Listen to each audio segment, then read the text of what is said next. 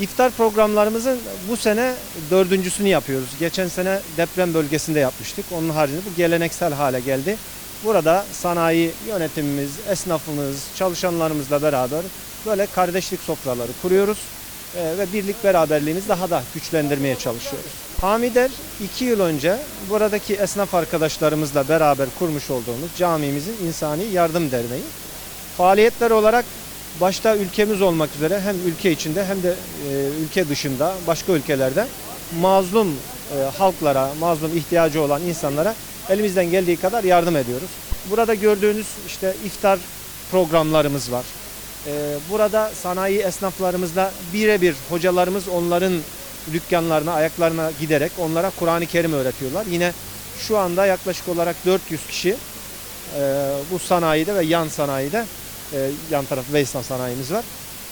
Orada halkımıza, çalışanlarımıza, esnaflarımıza Kur'an-ı Kerim eğitimleri veriyoruz. Ayrıca camimizde her cumartesi günü kahvaltı, gençlere yönelik sohbetler, sosyal faaliyetler, spor programları vesaire gençlerimizle de ilgilenmeye gücümüz yettiği kadar gayret ediyoruz inşallah. Euzu billahi mineşşeytanirracim. Bismillahirrahmanirrahim. Yasin vel Kur'anil Hakim. İnneke leminel murselin ala sıratin müstakim. Tenzilel azizirrahim. Litunzira kavmen ma unzira âbâuhum fehum gâfilûn. Resulullah Aleyhisselatü Vesselam'ın ilk kurmuş olduğu mescit Kuba Mescidi ve Mescid-i Nebi'dir. Mescid-i Nebi yapıldıktan sonra Efendimiz Aleyhisselatü Vesselam'a ashab-ı kiram gelip dediler ki ya Resulallah, mescidimizin çatısı kaldı, çatısını yapmadık.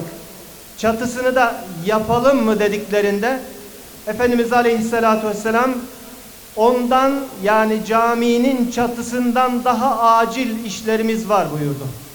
Efendimiz bu şekilde söyleyerek caminin mermerlerinden, süsünden, büyüklüğünden daha ziyade camilerin işlevselliğine dikkatimizi çekmiştir.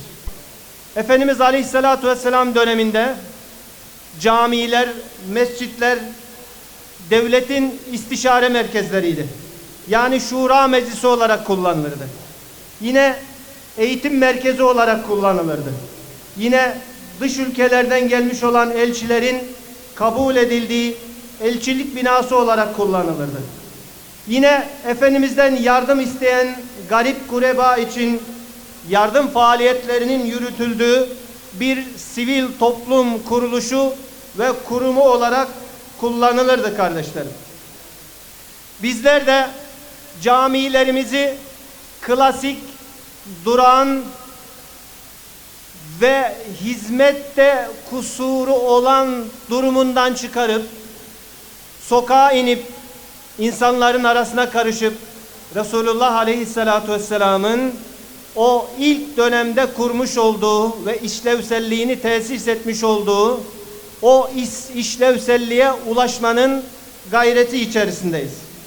Kardeşlerim, camiler renklerin, ırkların, dillerin ve mezheplerin birleştiği, cem edildiği, birliğin, beraberliğin, kardeşliğin tesis edildiği yerler olmalı ve camide kardeşlik dili hakim olmalıdır. Camilerimiz gayretli, insanları bir araya getiren, toplayan, toparlayan bir fonksiyona sahip olmalıdır.